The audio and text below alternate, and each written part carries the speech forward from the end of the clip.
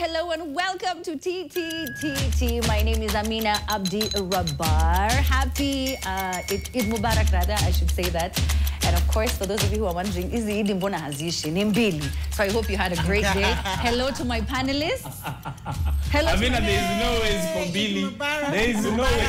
This year alone, I have already counted four. Apart from counting them, I think easy pia ni kama sneaky links. Sababu hakuna mtu anazijua. Unashika tu. Yes, some of my friends today waliamua kapeleka watoto wao shule. Yeah. And they were like, "Ai, wakishafika na wanagundua, kumbe leo ni holiday. Kumbe leo ni Eid. So leo ni Eid gani?" So leo Eid gani, Amina? So this is the one, so there's Eidul Adha and then there's Eidul Fitri. So Eidul Fitri is after Ramadan and then Eidul Adha is after pilgrimage. So this when one, people go to pilgrimage.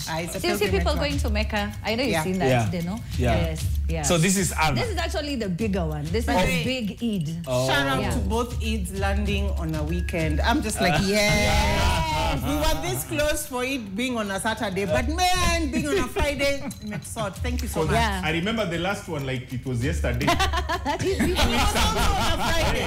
It was on a Friday. I think it was on a Friday. And I remember the last holiday like it was just this week. By the way, I don't know what's been going on. It feels like wamechoka na holiday kama. Do you know? Maybe Juicy, when I saw the CS akitangaza holiday, I was like, we are not serious as a country. Again. Hii wiki ilianza ikaisha at the same time. Ati jana ilikuwa weekend, tena kesho ni weekend. The weekend is wanaongeza tax na wanaongeza pia holiday. I am not complaining. Wana to distract na hizo holidays. Na hurumia wazazi. All right, so now let's get started with the show. A lot went down this week. So starting off in Nakuru, a moment of comic relief lightened the mood at Nakuru's Madaraka Day celebrations when Governor Susan Kihika, a staunch ally of President William Ruto, momentarily veered off script, quite literally, by mistakenly mentioning Wamunyoro instead of Wanyororo during her address. Take a look. Haya, renovation construction of 2 lecture rooms at Wamunyoro, Wanyororo. At Wanyororo Vocational Training Center, including fencing, hapana, niko kwa Ruto, siku zote. Oh my God. Quite, you know, mentioning the wrong name at the wrong time can land you in trouble. Who is Stacy? You know what I mean? But anyway, what do you think? Well, the mind is where the mind is. You know, the mind is a very beautiful organ of the body that it decides sometimes, and it decides that even when you are in denial. Yeah. Itakuwa imesha kutangulia. You know the way you dream things and then you're like, no way I'm dreaming like this. Kumbe, your brain. You're manifesting. No, it's negative thoughts, right? Yeah, of course, definitely. Thoughts. It's like, usually terrible thoughts. Why would I even think of that? Yeah, so it reminds me of that lady during their prayer thing. When she said, the Kenya Kwisha government before the elections, and yeah, this is it all over again. And look what has happened. Look what has happened. It's the God Kenya listened, Kwisha. and he was like, okay, you know, hold my water, stroke wine. Muscle memory, You remember the guy who said, shout out to my wife and my girlfriend? Yeah. Yes, that lead. The mind went too fast. Too fast. No, but also this happens when, you know, sometimes what you're scared the most about is what you are more likely to be attracted to. Yeah. Like the more you say you do not want to remember your ex, the more likely your child will look like him. I know. But you see, probably ni lisemwalo lipo.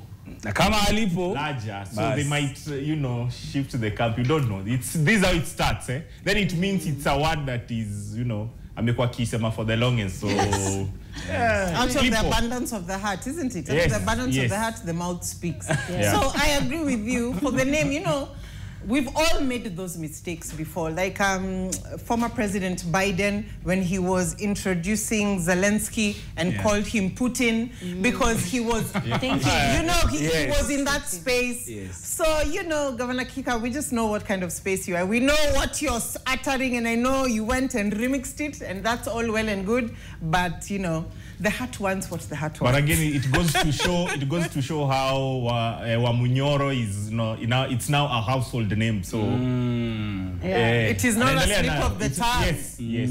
At least Amerudi, you know what I mean? Like at least she's now here. Yes, it's been a while. It's been a while. You know, when I saw her, I was like, wait. Oh, while you were away. Immigrants. Anyway, it is nice. Ama when she left, Wamunyoro was still on the right side of things. Amerudi sasa anaambiwa. Sasa no. It's like people who are in Trump's government with Elon Musk, and now they do not know where to go. Yes. Left or right? Yeah, probably she left when Wamunyoro was still the Nini. True, the maybe. DP. Yes. Amerudi akapata serikali imebadilika literally. She's like, I don't know what's going on, guys. You have to update me. Please brief me on the changes. Sai serikali haina base. You know, that was so funny. That was so funny. Anyway, Nakuru Governor, by the way, let's talk about that U.S. story. Nakuru Governor Susan Kihika says her decision to fly to the U.S. to give birth to her twins was, among other reasons, to prevent her junior staff from seeing her naked, as it would have been inappropriate. Women, you all know, this is quote-unquote what she said, women, you all know that one of our jobs is to have babies. Yes. Just because I am the governor does not mean I can't have babies for my husband. Also, you all know I am the Nakuru County Governor. All doctors and nurses work under me. Did you really want me to be spread on a table with the same doctors to help me deliver? That's what she said, speaking in her native Kikuyu language. And then she went on to add, then when we go for meetings, will the same doctors be looking at me in the same way?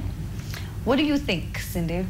so I'm just thinking, okay, fine. She runs Nakuru County. The distance between Nakuru and Nairobi compared to Nakuru and the US. Because if she says, you know, county guys, when they find out it's her, somebody might come and, okay, let's buy that story for a while. We have how many counties? We have so many counties she could have gone to. She could have even gone to Mombasa, where people don't know her. Should have booked a private wing. Should have had a she would private have even hired doctor. doctors to come from another country. You know what I mean? Yes, you can. Exactly. You can hire your private doctor who only sees you and your family. That was such a... It was an interesting excuse, but I'm just like, States is very far to hide your nakedness. And also the choice of the country, I'm just like, I understand maybe you're looking at the future of your children and you want them to hold a certain passport. And it makes me, and this is just in line with the recent passing of the late, great Ngugi wa Thiong'o, we need to decolonize our minds by thinking that the West is the best. We have people from the US coming to Kenya, buying land and farming, whether it is above board or not. But we actually have companies that are immigrating Americans to Africa. And here you are thinking that down the line, it is the best, I don't know. Okay, this is my other question. So you decided to go deliver for the reasons that you've given. Why did you have to stay that long? Knowing that, you know, you delivered at the very start of your term. I think if you ask me, it's just an excuse to, you know, to cool things down, but literally we know, in case atapatikana probably in a small surgery, does that mean that atakuwa operated level 5 Nakuru County? I doubt, I really doubt. So, this is just an excuse to make sure that ametuliza county yake, but if asked, hata kichwa sahi kimuuma tu na ni Panadol, afadhali endea nini ya Kentucky ama ya Arkansas, but not ya nini si hapa. Aiwezi tuliza. Because I keep wondering, onekana kinunua Panadol na subordinates. Are you telling us you do not trust the level of professionalism of the people that are working under you, that you are saying that if you had someone coming to clean your house, you would not trust that they will keep quiet with what they see inside your house? Are you telling us that your garden, the people who work in your garden, because that's private space, they come from New Papua Guinea? Are you telling us now the people who make your food, they come from Kentucky, or they come from Tennessee? What are you saying? I'm not saying that you do not hold the autonomy to your privacy. Yes, you do. But at the same time, it reflects badly on you as a leader that you are telling us you do not trust the people who you have entrusted to take care of your county people. To deliver quality health care. Yeah, to deliver quality health care to the people of your county that you do not trust.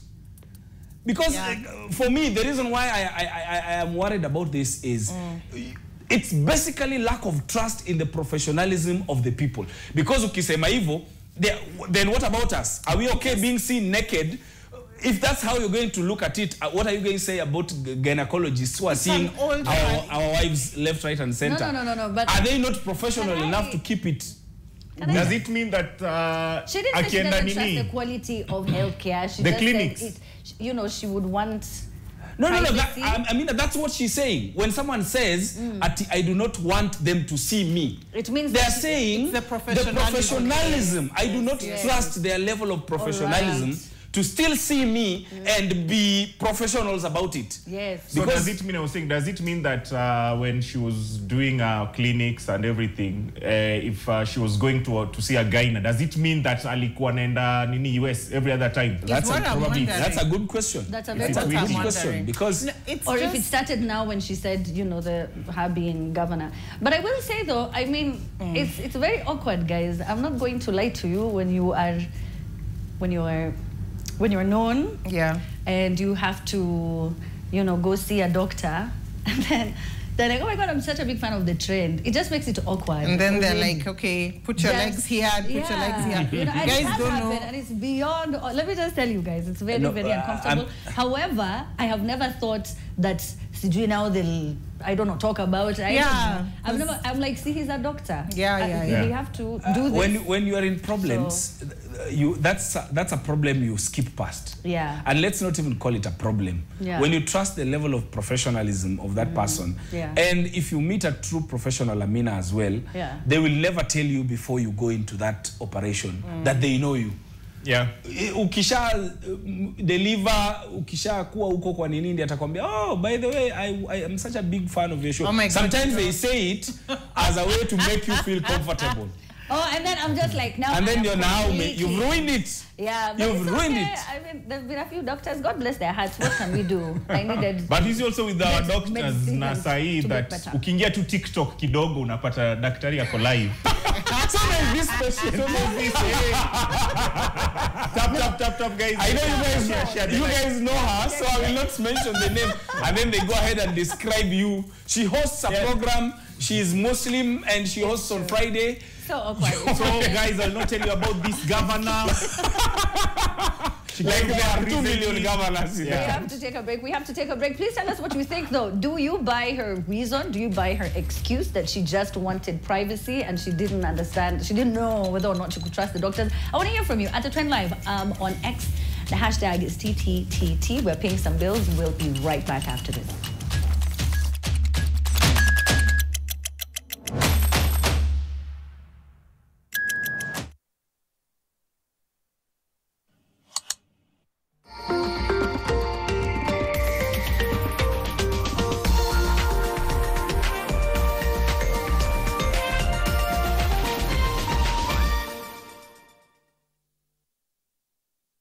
Black and White Deal, now with 72-hour protection. But what does that mean?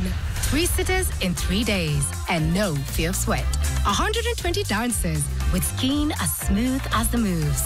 Sweat, stain, and skin protection. Nivea Black and White Deal. Skin is for embracing life. Nivea is for skin.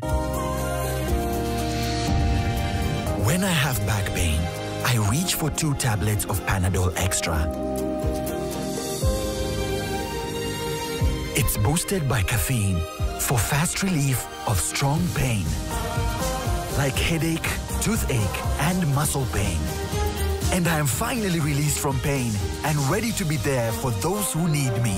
Try Panadol Extra for fast and effective relief from strong pain. Kafu Egg 9, yetu tisa, wako milele. Day 13 of crazy offers. Unbeatable offers. Exclusive offers. Special offers. More offers. Anniversary deals na Kafu. This week on Twende, we go to Tanzania. Tuko Kenya. Alafu turudi TZ. Where we get to see a little big lake known as Lake Natron. Nani ndo akona sehemu kubwa ya Natron? Ni Kenya ama ni Tanzania? Tanzania ndio iko na pande kubwa. Oh, lakini maji yanatoka wapi? Lakini maji yanatoka Kenya. And we get lost at night. Again.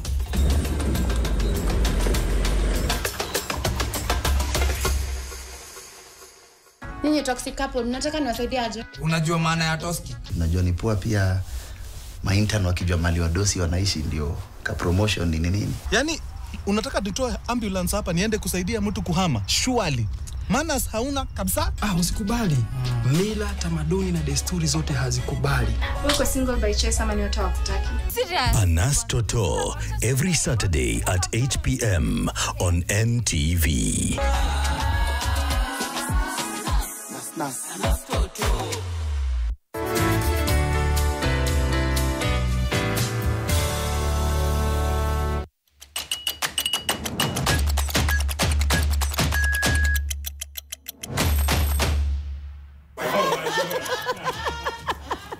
We're back. Welcome back. Welcome back. Welcome back.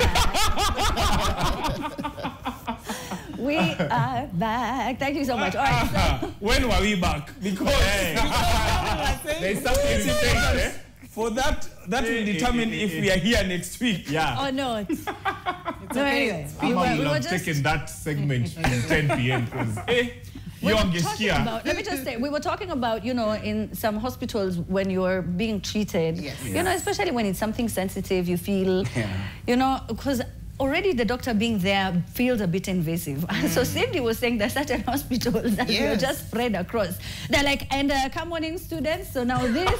So this is an example of what to not do. This is someone who is extremely sexually active. Like you see now, this specimen X is dying. Yes. Unbelievable. Anyway, so we're going to read your tweets to tell us if you believe Governor Susan Kihika or you just don't understand at all. As we move on, talking about the Deputy President, Kithure Kindiki, who's hit back at critics who mock his high-pitched voice following a light jab by former Public Service CS Justin Muturi. Speaking at a recent event, Kindiki addressed the trolls with humor and defiance. Take a look. Before you start introducing me to, oh, you look like you don't have a base, oh, you don't... nani akose base? Unajua hii madharau ndio inasumbua tu watu na... Mimi nakaa kama mtu anaweza kosa base mimi. Ukiangalia vizuri. Sijui sasa. This is like... Your base kwa kweli iko wapi? Kwa sababu... Is the best in the room with us? Is the best in the country with us? Because... Ikiulizwa inasemaje? Is the best in the room here with us at the moment? No, he's coming from he's the only person na ako kwa broad-based government. What? Hapo ipata ikiwa nini? Ikiwa moto. Have you guys ever gone...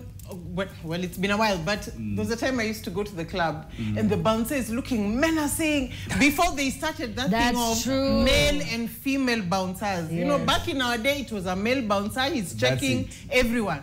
So he's looking menacing. That is in the 1960s or 70s. No, that's in the late 50s. The early 90s. The early 90s, when the club scene was happening. Yeah. Then he's like, Abufungua back.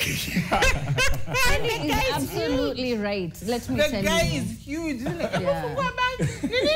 Yeah. There's also a certain governor who, you know, when he's speaking at rallies, when he's speaking during interviews, and generally when you see him in the media, he has a very thunderous voice. You know, he sounds like a lion, Mufasa, you know. And then you meet him in person, and he has a very sharp, high-pitched voice, and it was very... Which governor? Which governor? Really? I'm not understanding. I mean, I'm not understanding the context. Yeah, we need the context. Just say in person, yani. When you fall by the way, no, it's true. I don't understand. So we're in a meeting, right? So we're in a meeting, and I feel like no, there's no description I can give. I feel like one thing will just you know exactly one description everyone will know. But yeah, you know, but he's someone who acts very tough in public. So when you meet him in person, you expect the same hello, good afternoon, and we were many people, and then you just say hi everyone. Hey. Because if it was a musician, it would be OG.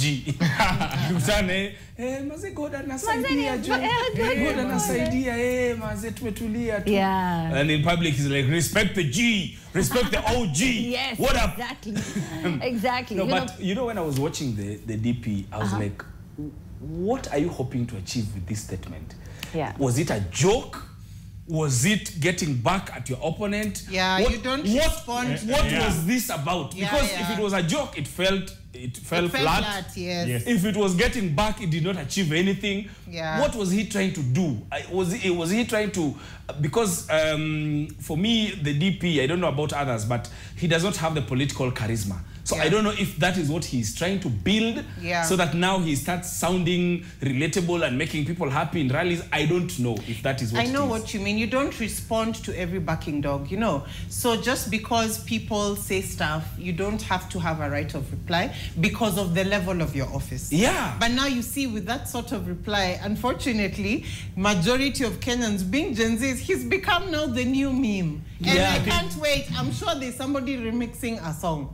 I think he should be contacted like Kalonzo. I was just about to say Kalonzo. Yeah, Kalonzo tulizoea, it's now norm to you know. Yeah. Wiper, nini, melon, watermelon, and whatnot. So it's your voice. It's your voice. You know, for a man, two things will pull you down: your height and your voice. And your wallet. Even hata beard usaidia kidogo. Exactly. You wouldn't know that. Angekuwa na hiyo sauti na akona ndevu, it would have been a different story. But I like how people who are doing wait. You know, anyway. Toka huko. Amina, toka. Niggas who said it. He said it. No, I was not mentioning the DP. When I was saying about height.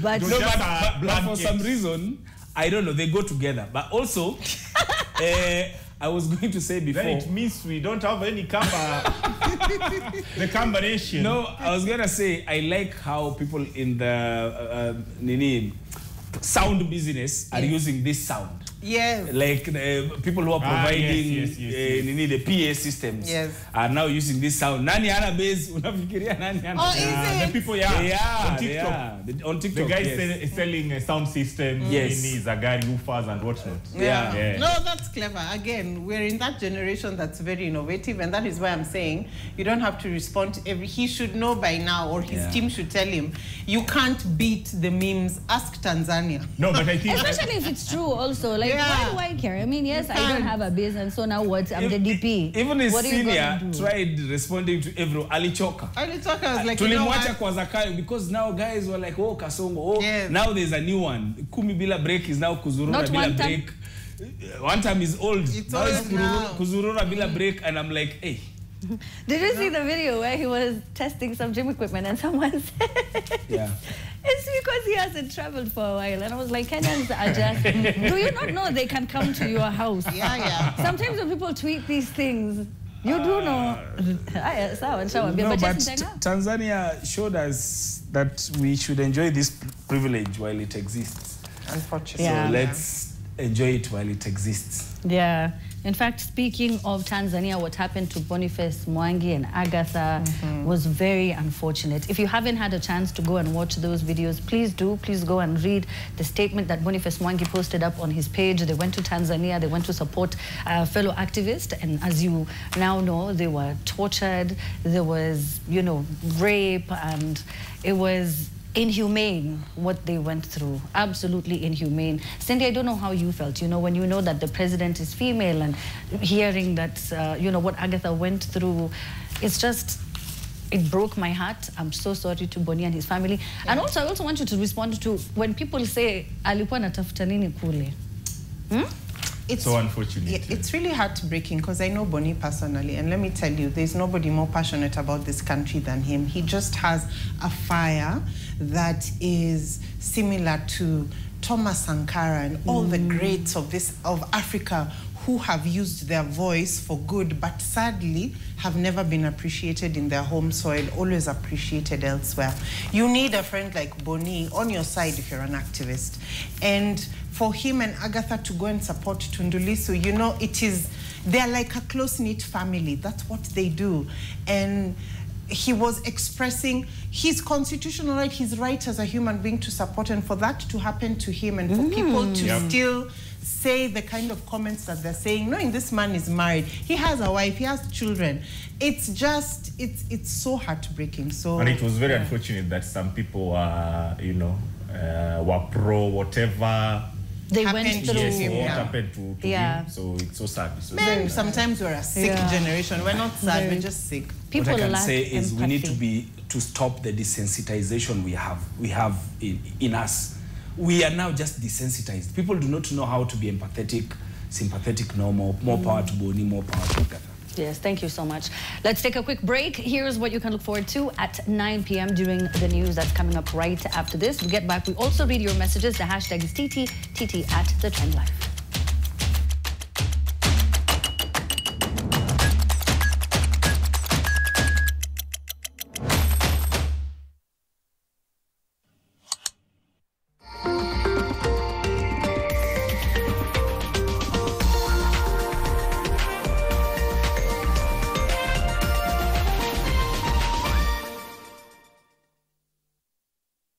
At Tibbs College, it's more than just a course. It's your future in motion. Excellence meets opportunity here. Intake ongoing.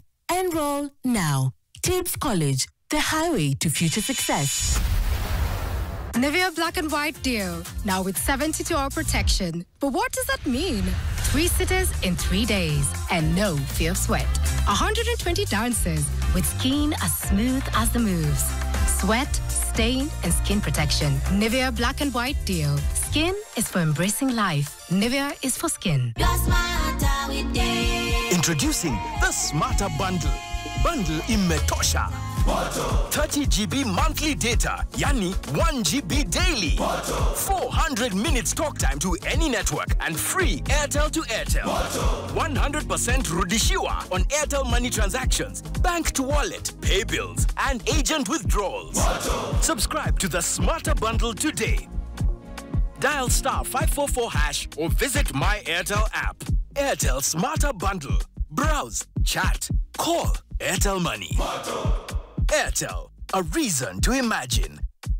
Kafu at 9, yetu 9 wako milele. Day 13 of crazy offers, unbeatable offers, exclusive offers, special offers, more offers, anniversary deals na Kafu.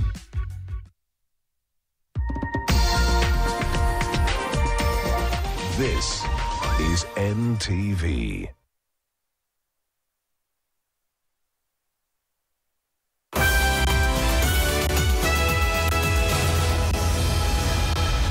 Tonight. Akaniambia nitakwambia lakini mama usilichape. Akaniambia nilienda kwa pasta, akaniambia niende pancake, atanipe pancake nikude. Akanianza kuniguzaguza, akanitoa nguo, akaniambia nilalape kwa kitini akatoa zake. Before Baby Tamara, we had such cases and we have not found them in any reports, either filed by any chief or filed by any assistant chief. They have not been filed. A wave of child sexual abuse and murder cases in Nyeri's informal settlements and alleged cover-ups. Is Nyumba Kumi the enemy within? We bring the shocking details. Also tonight, serikali ambayo tunataka kuunda ni ya kurudisha heshima ya paislip. Hakuna hata shilingi moja ya serikali iko hapa. Hata durudi. Hii ni urafiki. Campaigns come early. Kenya Kwanza leaders intensify the so-called economic empowerment drives as former DP Rigathi Gachagua leads opposition charm offensive in Makueni County. Plus, I think what I missed then and what I'll miss now moving forward He's just this guy I could call who is wiser than me. Severed ties, but no love lost. Professor Mukoma Wangugi's fallout with the larger Ngugi wa Thiong'o family and the undying love of an estranged son. An exclusive interview on NTV tonight. And it's a time we need to share hugs and kisses, not just new clothes and gifts. Prayers, sacrifice, and acts of kindness. From Mombasa to Mandera, Muslim faithful unite in celebration and reflection in marking Eid al-Adha.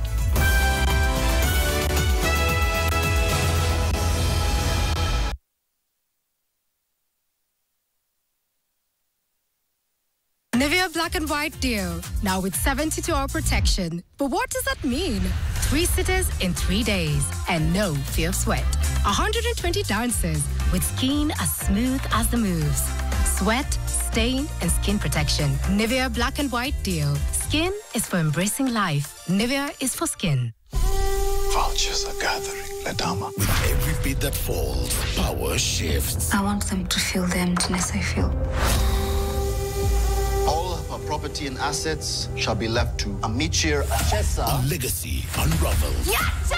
Mimi ndio sheria, mfalme wale Muratu. Who will be left standing when the last beat falls? Shanga Season 2, Monday to Friday at 8 p.m. on Maisha Magic Plus. Stay connected to DSTV Channel 163 and GoTV Channel 3.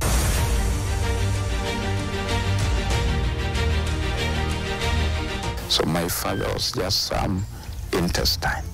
There was no bone leg that you would see this is the hand or anything, or the head or the skull. Everything was burnt to ashes. My parents have taken the burdens of my brother. I know, and for sure, my dad has got nothing to do with anybody's, no enmity. These are the double graves that explicitly and candidly paint a picture of a double tragedy that struck the Owor family on the night of 7th November 2013. My mother was hit with a blunt object. I think the back of her head.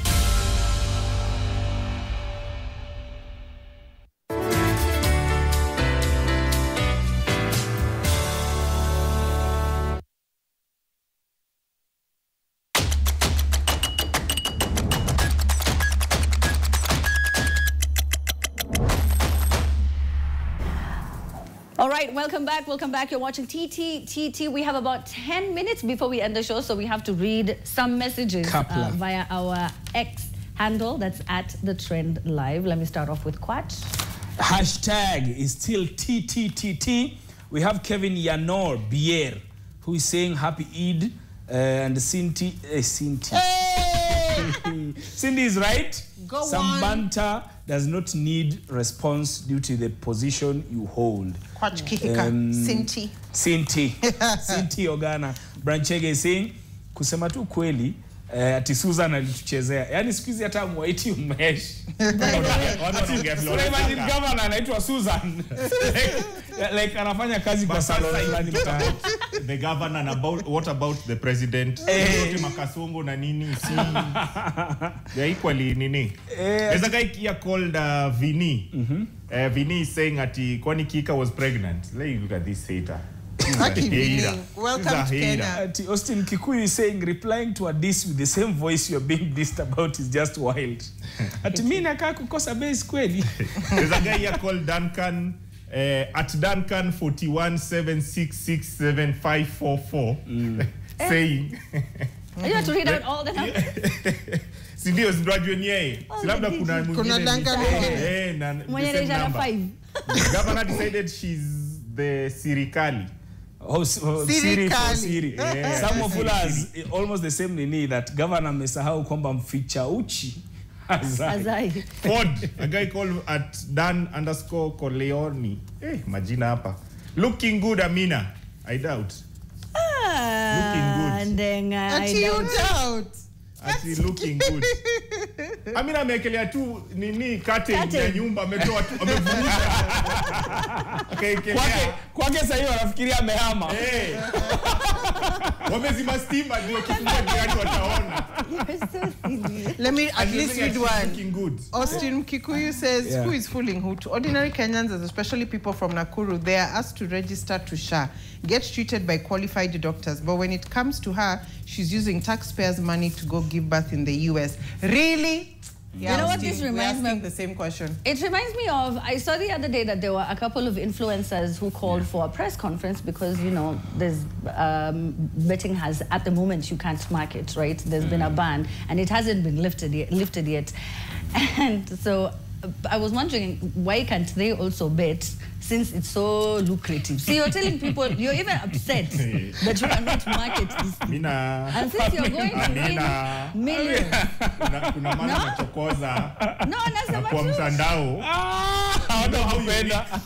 You know how you weak. It's because Unajua ma-influencer wanaweza amua washikane. Lakini umeona vile wamefanyia huyu kijana wa nini? Wa Sabatu. Too many people, let me tell you, too many young people are suffering the effects of betting addiction, which has them living in debt because they believe that they are going to make money tomorrow. It's just like those pyramid schemes we used to talk about, you know, the get rich quick schemes. Yes. It's sort of like the same. You have someone who is putting their car hapo, anasema ni sawa, hii gari najua nitapata ido, alafu it's madness. This is one of those a lot of young people. It's very divisive topics. Kama zile za should alcohol or tobacco be legal or illegal? Considering the vices. Then wheat farmers come out and say, oh, our children go to school because alcohol. Because of the barley. No, but you see, you shouldn't put the bag ahead of, you know, things that are happening in society. So, for example, you should be able to take accountability, be responsible for the people who now overindulge, who this thing affects them in ways that other people, it doesn't affect them. So many people who drink casually once in a while, Fridays only. Alafu kuna ule beshte yako mwenye unajua.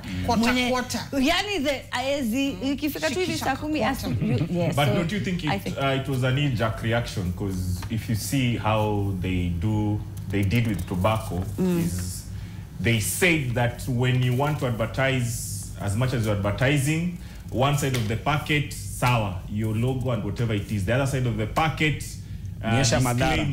disclaimer, tuambie, this is the madhara ya kuvuta sigara, uvutaji wa sigara, but use such words, this big and whatever it is. But if you compare Dash, probably do the same with betting. But they do, no? No, it's a small disclaimer. Yes, However, if you look at the history of tobacco, before the act was reenacted, back in my day, people used to walk 70s. In town, and smoke. You could smoke in a matatu, you could smoke in town. Anywhere, To get the legislation where there were absolutely cigarette ads in newspapers, in primetime television, in billboards, influencing young kids. So to get to the point where you absolutely cannot advertise cigarettes, it took some legislation, but somebody had to start. But you see whatever they're doing right now, they are throwing the baby with the bathwater. You think? Bathwater. You think yes, so? Because totally they are, you know, they don't want the guys to market. If they say if probably the ad is 45 seconds, 15 of those 15 seconds, make sure disclaimer. But isn't that counterproductive? Okay. But Kwat, you also just literally 5 minutes ago talked about children. That's what I was saying. 11 and 12 sleeping outside those vibandas, the betting, so that they can bet. These are people who have hundreds of thousands, if not millions, of followers. And of all of those people, you don't know who is going to 1000% follow what you're doing. And you're doing this for the bag. You're doing it. It's not like a ticket una sell inasaidia watu ati. Anyway, hata nisijiingiza kwa shida na kuona. Let's just go to the next story. But you didn't complete what you were saying, so let me give you a few seconds for that. For the previous story, no? Yeah, no, just this. You're done? Oh no. This one I was going to say I met a guy who's running the anti-betting in Kwamta.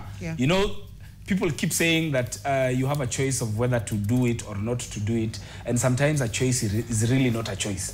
The options are really not options. When you tell someone that this thing might or might not kill you. This is food. It might or might not kill you, and you're very hungry and you are not seeing any other option. Really, it's not a choice I'm giving you. I'm telling you, you eat this thing whether you like it or not. So that's why I'm saying I would be very happy to see where this is going with BCLB and how it's going to affect things like game shows on TV, game shows on radio. I can't wait to see how that is going to play out. Bring radio back. Bring radio back. Wacheni mchezo. Aya, let's go to the next topic. Now, a video. Okay, kulikuwa na hii ya one term. Lazima niwaambie. This week, passengers have been arrested for one-term chants in front of a traffic police officer after he allegedly tried to arrest a passenger forcefully. And we have the clip. Watch this. One term.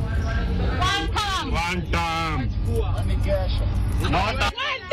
One term. One term. Bwana na huko. Simama hapa. Tufungulie hapo bwana. Tafadhali. Wananchi hapa wote.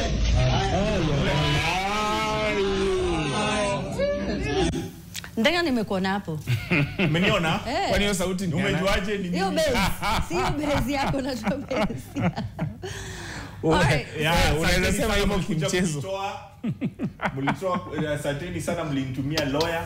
Akikuchochwa. You notice it was one guy, the one who started the chant is the same one who's recording. Akikuchocha. Na wewe unaenda tu hapa unafuata and then now you're in jail. Yeah, it's those guys two voices now. Two voices ndio wamechocha the whole matatu. Maybe you are going to work. Oh my goodness, you're going to bank a check. It's the long weekend. Bank imefungwa. But now you see the problem. I think if I was, for example, the president, I would have an issue with that police officer for arresting those people. Because the more you do that, the more you activate other one-terms across the country. And people now start feeling that, oh, kumbe they are feeling the heat of this thing. Unlike when you just, that cop had the option of just putting his ego down, asikie tu kelele, afike mbele ashuke. Freedom of speech, bwana. Hey, just let them speak. Words never hurt anyone. But it's not even about him. It's not even. No, I think I know, right? Like sometimes you feel the need. It's like when you are the prefect and people are talking about the class teacher and that's your appointing authority. You're like, I feel the need to act. That's true. So that's but the I same think thing. There is more that meets the eye. Sioni ni kama walishikwa wote. What ilikuwa na happen from that story is kuna mtu mmoja na alikuwa anashikwa. So the rest wakaambiwa tuandamane, tumgoje atoke, tutaenda wote. So hawa wawili wenye walikuwa napiga nduru ndo walishikwa. So the rest were, you know, in solidarity with them. What were they arrested for? I think also, what will you charge me with when we get to the station? Yeah, that's what I was wondering. No, maybe watch our guys that go and read the OB and come back. No, maybe they can cite them. What I think they might cite them, if the cop was in the car because of the makanga, because of something the car had done, and then these people start shouting, they might be arrested because of trying to stop obstruction of justice. Yes. But they'll find something. Then you don't worry. No, but I want us to go to the next one. They keep on with whatever they're chanting. Then our producer will be very angry. Wacha tuende kwa story next. Now, tension flared in Lare, Meru County after a local chief was publicly attacked by his wife, who caught him feeding cake to another woman. Witnesses say the confrontation, which ended with the chief suffering minor injuries from a fork, drew a large crowd and left the town buzzing. Is it? I have so many questions. Is that the injury from the fork, from the woman, from? You know, I'm just like, wow. I think this story reminds me of Cindy. This story reminds me of you remember when Raila was in Kwale? Was it in Kwale?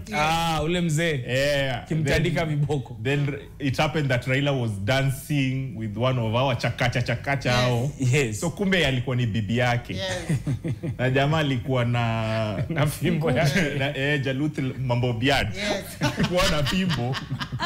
Alafu akataka kufanya alichapa Raila mbili moto. Raila alipata mbili moto. Stop it. How did I never see this video? He did it. Actually, he did it here on the show. Yeah, it has trended for a long time. Yeah. So it reminds me of that story. I'm just old, I guess. That guy alichapa baba zake mbili. That's why, guys, it's very wrong for the chiefs. Namina, what's funny? It's very wrong for the chief's wife kumdunga na fork. Not a fork, because chief ni mali ya umma. You cannot. You said that out so perfectly. No, no, you cannot. But also, it's also strange. You know, this is what we were saying about authority.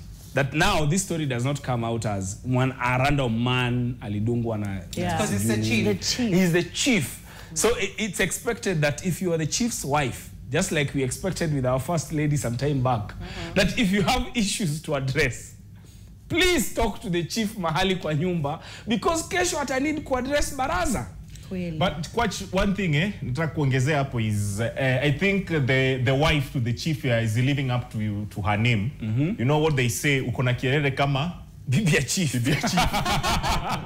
but I think so she was just doing a thing. It's common for bibi ya chief. Let me close by saying we don't condone violence we against men or women. Yes. I just need to know how he fed this woman with the fork. Because man, he was kumutwad. Did he put his hand around her waist? Did he tease her? Did he? You know he was what singing. Kind of feeding is this that can merit that kind of violence? I need more background info. You also need to know the kind of person you've married. Yes. You know, if some are understanding. No, first it's Meru. Watakudunga na hiyo. Exactly. It's Meru. What? Exactly. You know, you don't want to pray with play at pray. I'm trying to malizia show up, but you don't want to play with our Meru sisters. Get well soon to the chief. Apone. Yeah, just the same way Cindy said, we do not condone violence. Violence is violence, whether against men or women. Arrest her, for real. All right, well, we have to end the show. Thank you so much for watching. Happy Eid al-Adha to all of our Muslim. Naamina utilete bajia next time. This thing of coming na cutting na shias peke yake umevaa alafu na wewe hata mahamri mbili suchune hapo. Ficha hata samosa bajia samosa yani shias kwa shia. My name is Amina Abdurrahman. Wewe wacha. Wewe atamaliza.